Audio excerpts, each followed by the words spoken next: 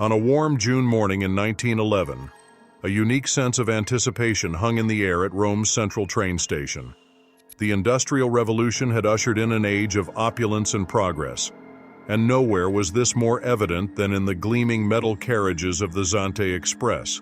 This was not just any train, it was a marvel of engineering, a symbol of Italy's burgeoning industrial prowess.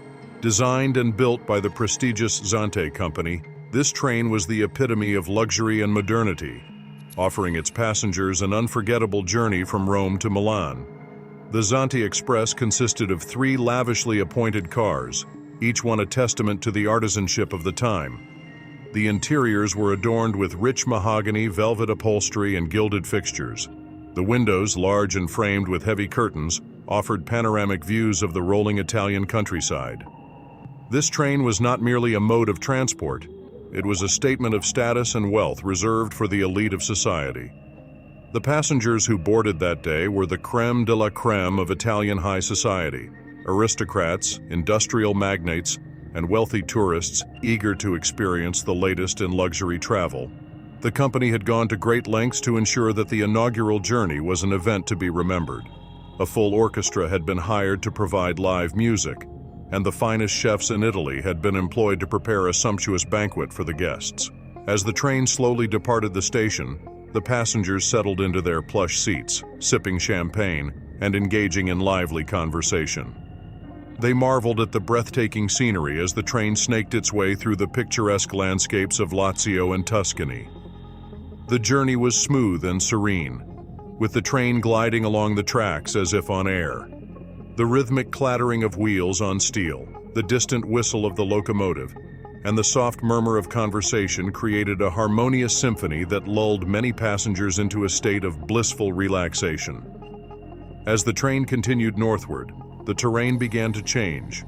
The rolling hills gave way to towering mountains, their snow-capped peaks shimmering in the afternoon sun. The passengers gazed in awe at the majestic landscape, unaware that they were about to enter the most treacherous part of their journey, the Lombardy Tunnel.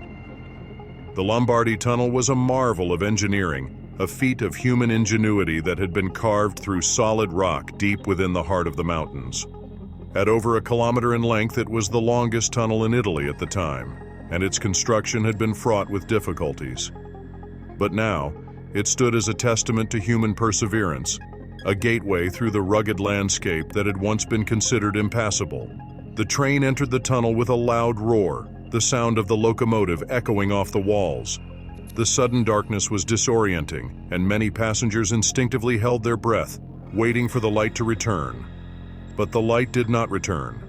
Seconds turned into minutes, and an unsettling silence fell over the train. The familiar sound of the wheels on the tracks seemed to fade away, replaced by an eerie stillness. The darkness was so complete that it felt as though the train had been swallowed by the earth itself. Passengers began to murmur in confusion and concern, wondering what had happened. The more superstitious among them whispered of ancient curses and spirits that haunted the mountains. But these whispers were quickly dismissed by the more rational passengers, who assured themselves that there was a simple explanation for the delay. Perhaps the train had stopped for maintenance, or maybe there was a problem with the tracks. Whatever the reason, they were confident that it would be resolved quickly, and they would soon be on their way. But as time passed, their confidence began to wane. The air inside the tunnel grew thick and oppressive, and the temperature began to drop. The once lively conversations had died down, replaced by an uneasy silence. Some passengers began to panic, banging on the windows and doors, desperate for any sign of the outside world. But there was nothing, only darkness and silence. Then, without warning, the train lurched forward, throwing passengers from their seats. The lights flickered back on, but something was wrong. The once pristine interior of the train had changed, subtly at first, but unmistakably. The rich mahogany had darkened, the velvet upholstery now appeared worn and faded, and a thin layer of dust coated every surface. The orchestra, which had been playing lively tunes before entering the tunnel, had ceased playing. Their instruments lay abandoned, covered in the same mysterious dust. Panic set in.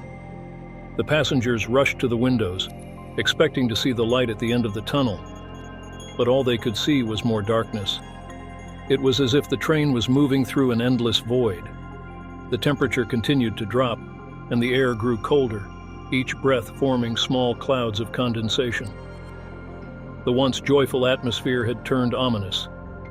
Whispers of fear echoed through the carriages, and even the most composed individuals found themselves succumbing to dread. As the hours passed, the situation grew increasingly dire. Food and water were rationed, but no one had much appetite. Some passengers fell into a stupor, staring blankly ahead as if in a trance. Others huddled together for warmth, praying for deliverance.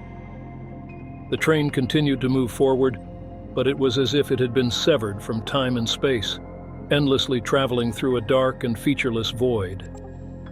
And then, just as suddenly as it had begun, the ordeal ended. The train emerged from the tunnel into blinding daylight, causing the passengers to shield their eyes from the harsh brightness. The sudden return to the outside world was disorienting, and it took a moment for them to realize that something was terribly wrong. The landscape outside the windows was completely unfamiliar. Gone were the majestic mountains and rolling hills of northern Italy, replaced by a barren wasteland of twisted, blackened trees and lifeless earth. The sky was a sickly shade of gray, and the air was thick with an acrid, sulfurous smell that burned the passengers' throats and lungs. The train had stopped in the middle of this desolate land, and there was no sign of civilization anywhere. The passengers, now terrified beyond measure, scrambled to leave the train. But when they tried to open the doors, they found them sealed shut. The windows, too, were unyielding, as if the train itself had become a prison. Panic turned to hysteria as they realized they were trapped.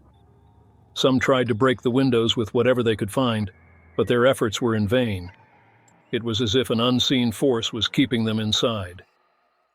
As night fell, the temperature plummeted further, and a thick fog rolled in, shrouding the landscape in an impenetrable mist. The passengers huddled together in fear, unable to sleep, listening to the distant, mournful howls of some unseen creature in the fog. No one knew where they were or how they had gotten there.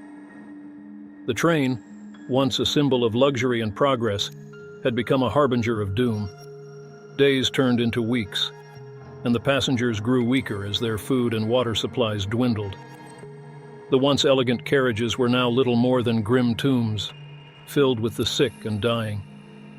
Desperation led some to madness, and there were whispers of unspeakable acts committed in the darkness. But no one spoke of these things openly, for fear of drawing the attention of whatever malevolent force had brought them to this place. Then one night, as the fog thickened and the howls grew louder, the train began to move again. The remaining passengers, now too weak to resist, could only watch in terror as the train picked up speed. The landscape outside the windows blurred into a nightmarish swirl of shadows and light, and the train began to shake violently as if being torn apart from within. Just when it seemed the train would disintegrate, it came to a sudden, jarring stop. The passengers were thrown from their seats, and for a moment all was silent.